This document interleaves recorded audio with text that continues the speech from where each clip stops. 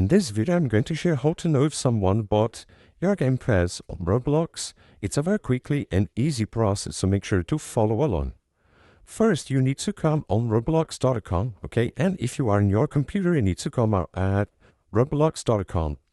So the same thing on your phone. After that, you need to log on the account that you want to see.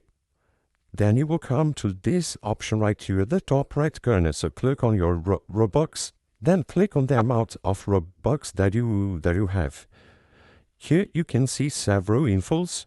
You need to click on type of transaction and summary.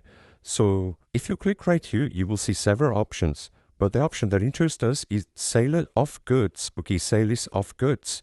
If someone bought you a Game Pass on Roblox, we will approve this option. In my case, it is just a test account, like you can see right here. In your case, if someone bought your Game Pass, you will see the option sales of goods. So you just need to click, then you will see several informations and the person that bought you your Game Pass on Roblox.